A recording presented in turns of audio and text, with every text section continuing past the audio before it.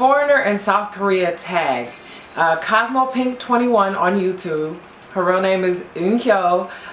She sent me a video called Korean tag, but it was a tag made for native Koreans, and so I kind of tweaked the questions because she thought it would be a good idea if I did the tag as well.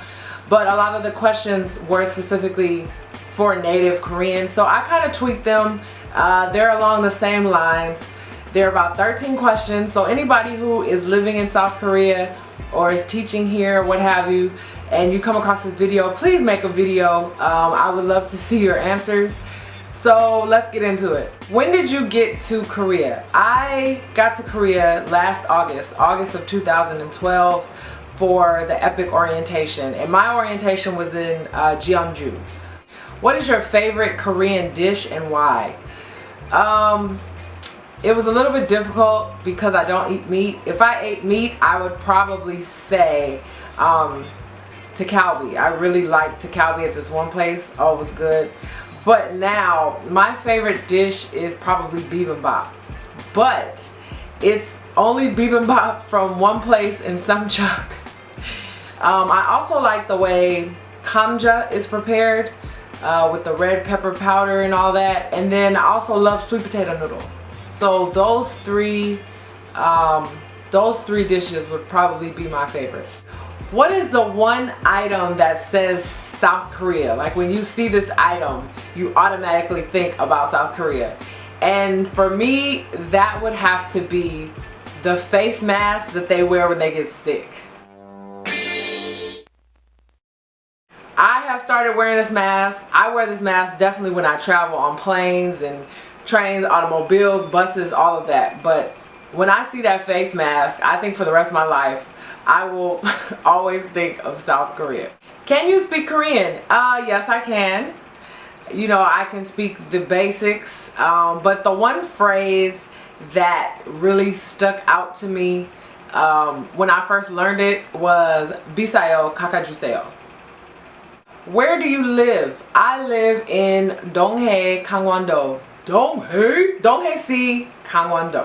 How many times have you been to Noraebang?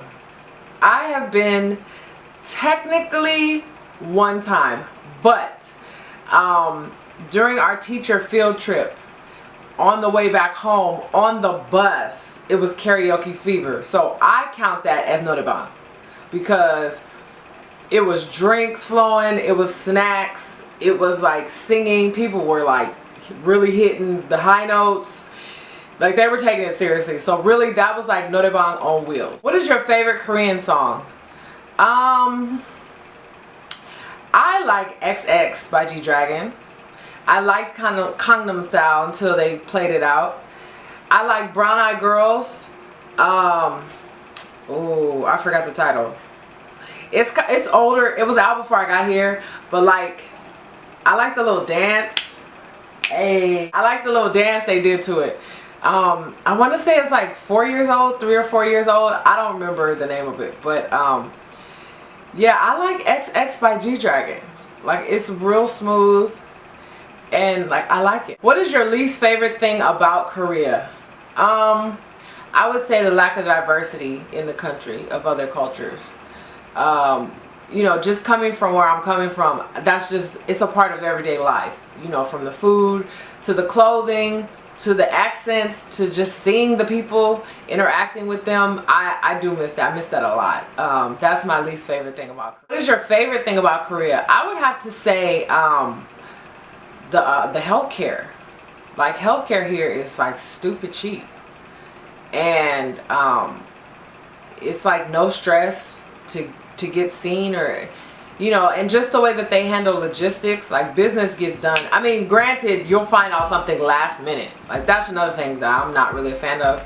You'll find out something at 9 a.m. and you'll have to do it and turn it in by like 3. It's like, okay, you didn't know about this yesterday. The logistics, their focus on business is really high, and I like that. Paris baguette or Paris croissant?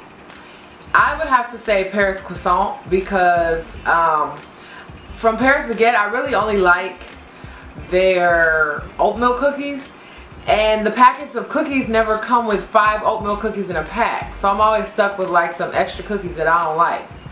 Paris Croissant has this mozzarella basil tomato sandwich. It's really good. And they have more like food options. Paris Baguette is kind of like your pastry bistro, whereas Croissant has like actual food, salads and stuff like that. Could you become a resident of South Korea? I probably could. I probably could if I learned the language fluently. That's not to say that I would stay here year-round, 12 months. I would not. But because it's in such close proximity to a lot of other countries, it's easy to travel. But could I call this my home base for a majority of the time? Yeah, I could. I could, just because of, you know, like I said, the healthcare and the logistics and things like that. Yeah, I could.